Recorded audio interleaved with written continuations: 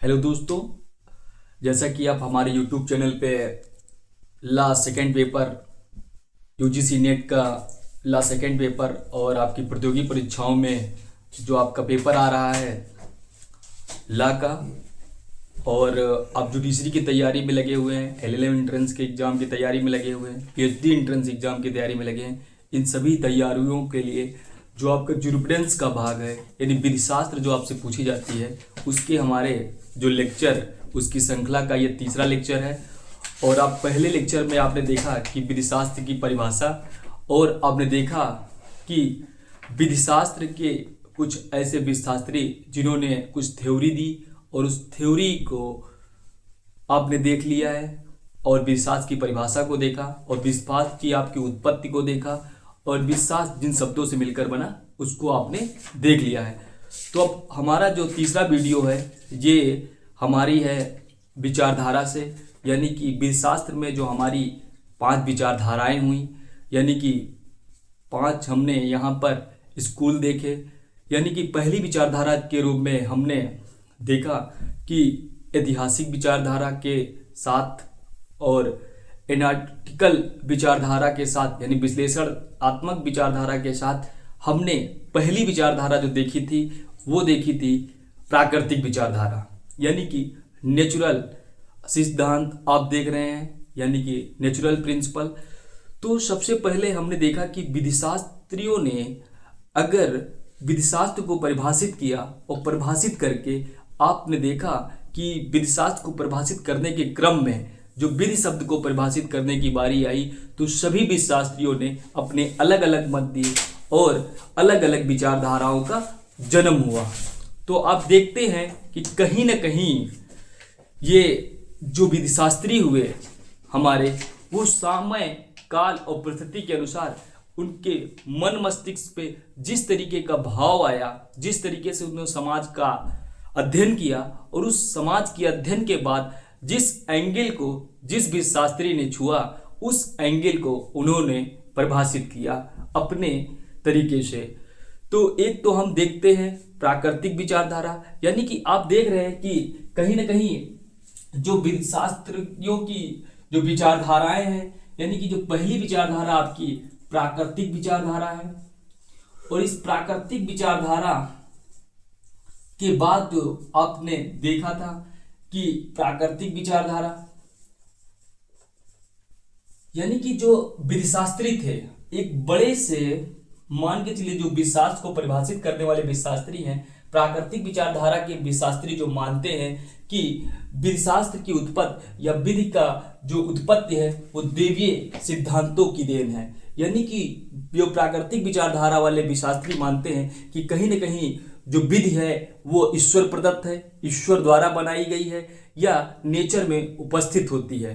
यानी कि ऐसे विधिशास्त्री जो प्रकृति को मानते थे, ईश्वर में विश्वास रखते थे कि विधि और किसी व्यक्ति ने नहीं बनाई है, ईश्वर द्वारा बनाई गई है। तो ऐसे विधिशास्त्रियों ने देखा कि वो प्राकृतिक विचारधारा से संबंध रखते हैं। फिर जब व्यक्तियों ने देखा कि एक विधिशास्त्री ने मान के चलिए एक ये आपका जानवर है और जानवर में वो आपका हाथी है, और इस हाथी को जिस रूप में जिस अंग को जिस भी शास्त्री ने छुआ उस तरीके से उसको प्रसारित किया और उस तरीके से उसको आप परिभाषित कर दिया।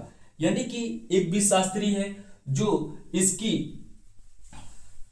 पूंछ को अगर छूता, अगर मान लीजिए विशास्त्र या विधि आपकी एक हाथी है और हाथी के जब अलग अलग पार्ट को आप छूते हैं तो कहीं ना कहीं वो उस तरीके से, तो यानी कि विधिशास्त्र को परिभाषित करने के लिए अगर कोई व्यक्ति जो अंधा है और उसको अगर वो टच करने के लिए बोला जाए कि ये हाथी की पूंछ वाले पार्ट को छूजिए, तो वो बोलेगा कि जो जो जानवर है वो जानता नहीं कि हाथी है कि कौन सा जानवर है, तो ये कहेगा कि जो ये जानवर है इसका जो अंग है ये कहीं ना कहीं झाड़ू की तरह है।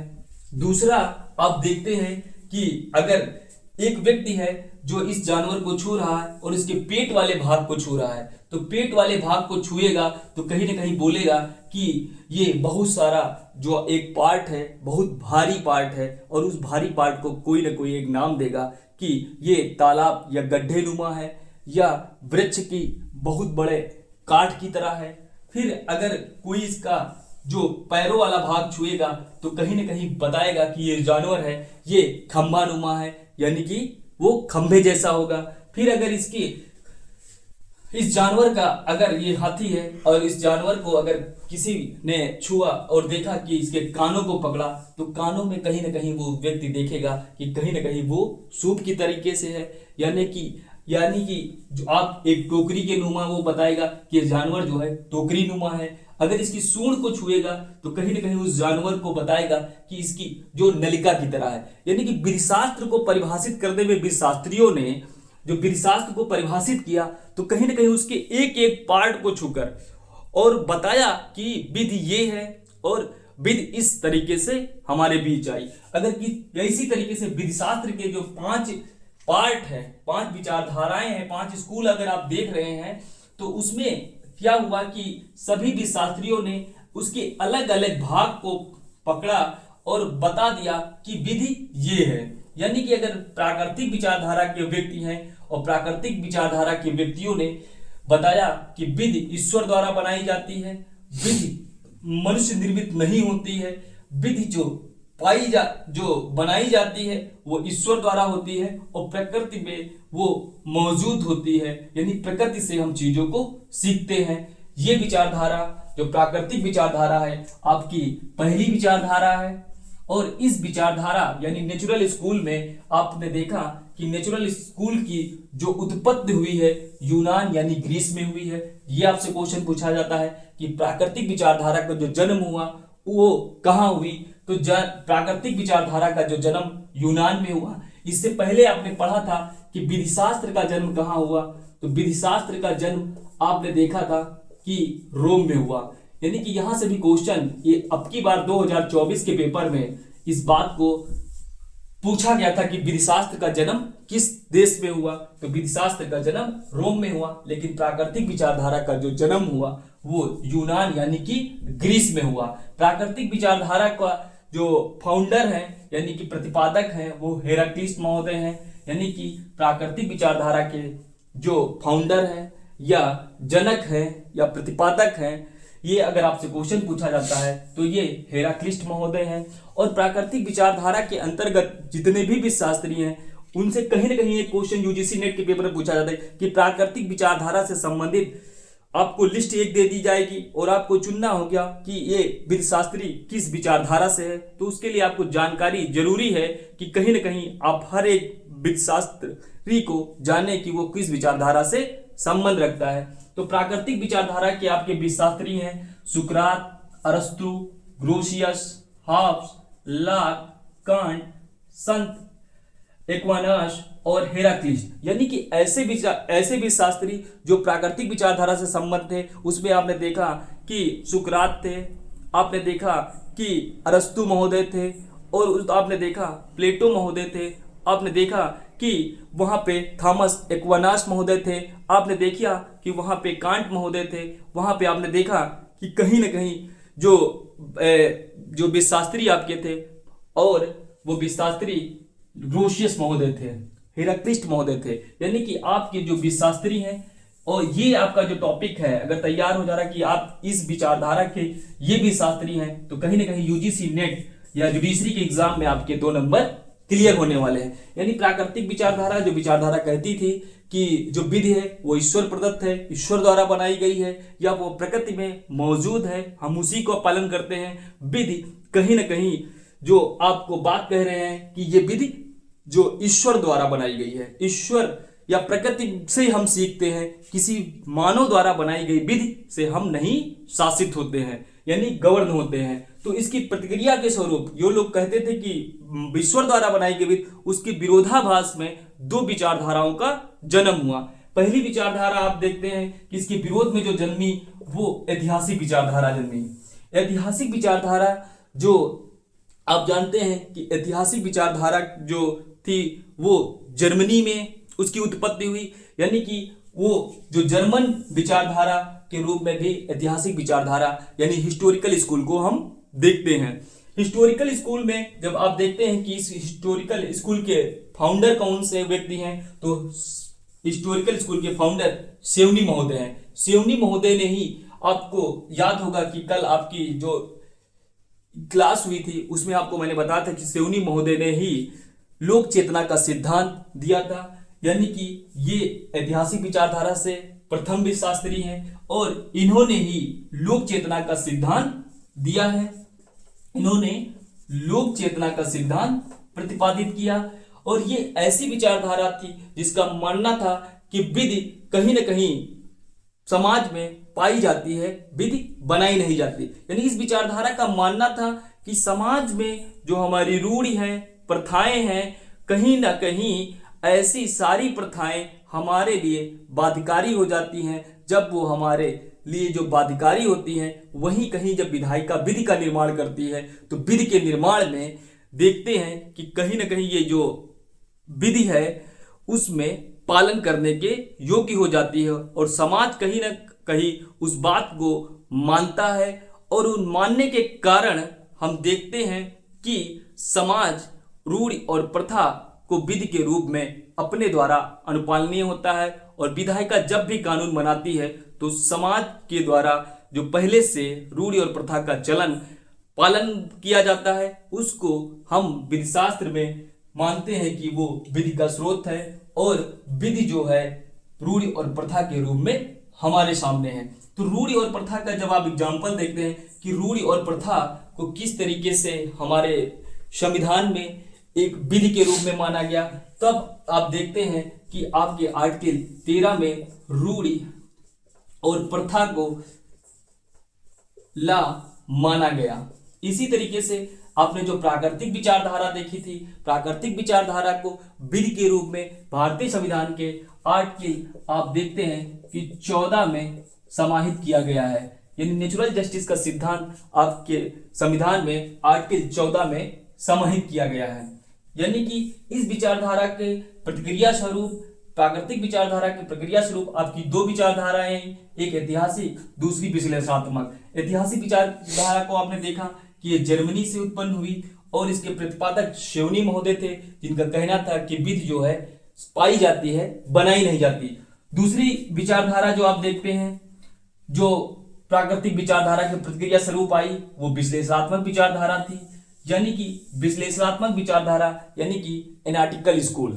एनालिटिकल स्कूल के जो फाउंडर हैं, ये फाउंडर आइंस्टीन महोदय हैं। आइंस्टीन महोदय ने इस विचारधारा को बताया कि जो विधि है वो बनाई जाती है, पाई नहीं जाती है। यानी इन दोनों विचारधाराओं में पूछा जाता क्वेश्चन कि एनालिटिकल विचारधारा और विश्लेषणात्मक विचारधारा में जो मूल अंतर था तो वो क्या था। मूल अंतर था कि ये विचारधारा जो ऐतिहासिक थी वो विधि पाई जाने की बात करती थी और जो आपकी एनालिटिकल स्कूल है या ऐतिहासिक विचारधारा के बाद जो आपने देखा विश्लेषणात्मक विचारधारा है, विश्लेषणात्मक विचारधारा कहती थी कि जो विधि बनाई जाती है, पाई है। इसी के बात को आगे बढ़ाते हुए आइंस्टीन महोदय कहते थे कि विधि जो है संप्रभु का समादेश है। तब आप देखते हैं कि विधि अगर संप्रभु का समादेश है, क्या समादेश भारतीय संविधान में ऐसा प्रूफ कहीं पे है? तो आप देखते हैं कि हमारे राष्ट्रपति महोदय के द्वारा 123 के द्वारा अध्यादेश जारी करता है। यानी कि कहीं ना कहीं राष्ट्रपति हमारे देश का प्रमुख होता है और उसके पास ये पावर है कि वो हमारे लिए कानून बना सकता है, यानी समादेश जारी कर सकता है। आर्टिकल 123। फिर हम राज्यपाल को देखते हैं, उसके पास जो शक्ति है आर्टिकल 213 के अंतर्गत है। सुप्रीम कोर्ट के पास विधि बनाने का पावर 145 के अंतर्गत आप देखते हैं। फिर आप देखते हैं कि जो हमारी संसद है, संसद को कानून बनाने का पावर या राज्य विधानमंडल को कानून बनाने का पावर दो आर्टिकल 245 के अंतर्गत है। यानी कि विधि संप्रभु का समादेश है। इस बात का प्रमाण हमारे संविधान में निम्न आर्टिकलों के अंतर्गत रखा गया। राष्ट्रपति को पावर 123 के अंतर्गत है, राज्यपाल को 213 के अंतर्गत है, सुप्रीम कोर्ट नियम बनाने की शक्ति रखता है 145 के अंतर्गत, और संसद और राज्य विधानमंडल को पावर है आर्टिकल 245 के अंतर्गत। तो आपने देखा कि विश्लेषणात्मक विचारधारा जो आइंस्टीन के मत पे आधारित है और आइंस्टीन का मत था कि विधि संप्रभु का समादेश है। फिर हम देखते हैं कि ये जो विचारधारा है विश्लेषणात्मक विचारधारा या कहाँ से उत्पन्न हुई, तो इंग्लैंड से। एक बार क्वेश्चन यूजीसी नेट में आपसे पूछा गया था ऐतिहासिक विचारधारा, विश्लेषणात्मक विचारधारा और आपका जो विचारधारा पूछी गई थी कि प्राकृतिक विचारधारा और उसके साथ समाजशास्त्री विचारधारा, इन चारों विचारधाराओं को दिया गया था और विचारधाराओं के आगे दिया गया था कि यह किस देश से शुरुआत इसकी हुई, यानी किस देश से ये बन के आई। तो आपको वहां पे आंसर करना था कि प्राकृतिक विचारधारा जो यूनान यानी ग्रीस से में इसका जन्म हुआ। फिर आप आता है ऐतिहासिक विचारधारा। ऐतिहासिक विचारधारा का जो जन्म हुआ था वो आप देखते थे जर्मनी में हुआ था। फिर आपकी आती है समाजवादी विचारधारा, समाजशास्त्री विचारधारा, यानी कि सोशलिस्ट स्कूल की बात करते हैं, सोशोलॉजिकल स्कूल की बात करते हैं तो सोशोलॉजिकल स्कूल जो है इसका जो जन्म जर्मनी में हुआ था। यानी ऐतिहासिक विचारधारा और समाजशास्त्री विचारधारा दोनों का जन्म जर्मनी में हुआ था। और फिर आप देखते हैं कि विश्लेषणात्मक विचारधारा के जो शास्त्री हैं इसका जो जन्म हुआ था ये इंग्लैंड में हुआ था।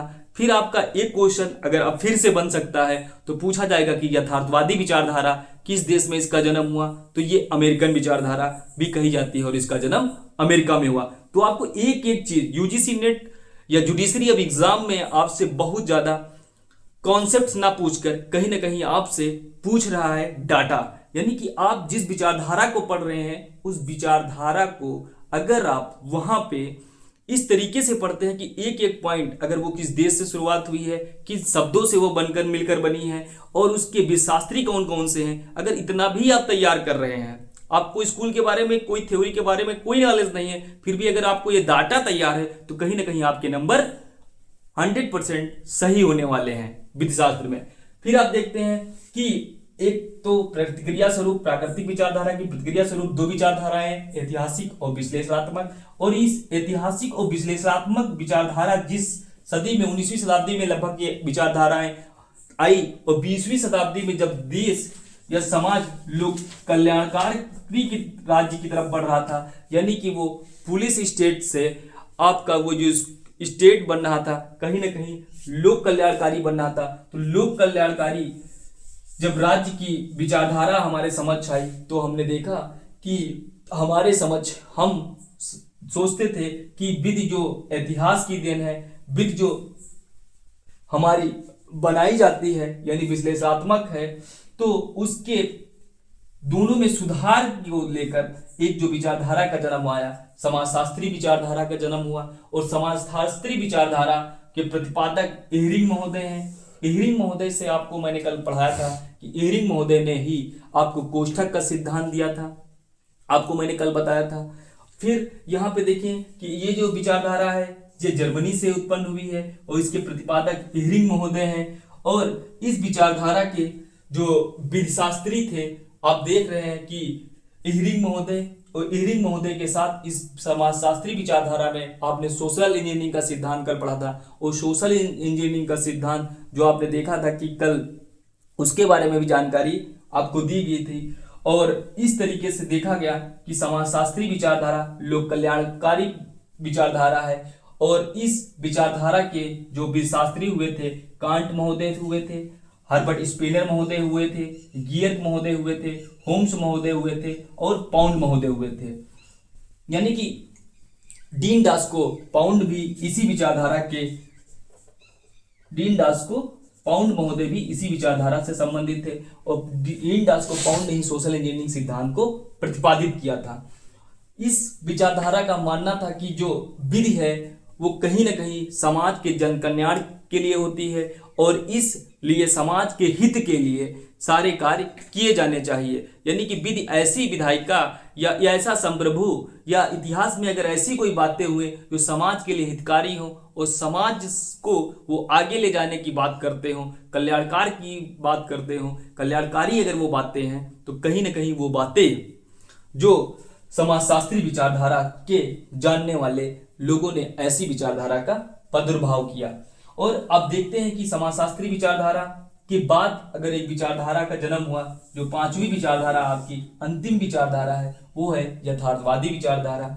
यानी कि इस विचारधारा का जो जन्म आपको मैंने बताया कि इस विचारधारा का जन्म यूएसए में हुआ और इसके प्रतिपादक हैं जस्टिस होम महोदय, जो उस समय वहां के सुप्रीम कोर्ट के जज हुआ करते थे यूएसए के।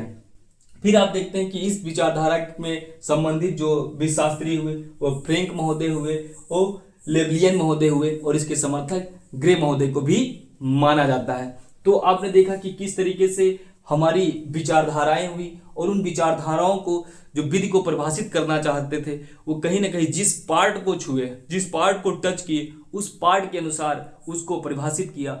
जबकि आप भारतीय संविधान में देखते हैं कि कहीं ना कहीं समाजवादी विचारधारा को भी संरक्षित किया गया है। आप देखते हैं लोक कल्याणकारी आपकी जो उद्देशिका है उसमें बात की जाती है आपके न्याय की, आर्थिक, सामाजिक और राजनीतिक न्याय। कहीं ना कहीं ये लोक कल्याणकार से प्रभावित हैं। कहीं ना कहीं आपका जो आर्टिकल 38 है, 38 भी आपका जो है लोक कल्याणकार की बात करता है। टीपीएस भी पूरा लोक कल्याणकार पे बेस है। तो यानी कि सारी विचारधाराएं कहीं ना कहीं ये सब आपको समझ में आ गई होंगी और इन विचारधाराओं का एक बार आप रिवीजन कर लीजिए। आपसे पूछा जाता है क्वेश्चन, मैं आपको क्वेश्चन बता रहा हूं कि आपसे क्वेश्चन पूछता है कि विचारधाराएं आपकी पांचों दे दिया जाएगा और उनको सीरियल से लगाना होगा कि सबसे पहले विचारधारा कौन सी आई और बाद में विचारधारा कौन सी रही। तो सबसे पहली विचारधारा आपने देखा कि आपकी प्राकृतिक विचारधारा है। प्राकृतिक विचारधारा के बाद आपने देखा उसकी प्रतिक्रिया स्वरूप आपकी दो विचारधाराओं का जन्म हुआ।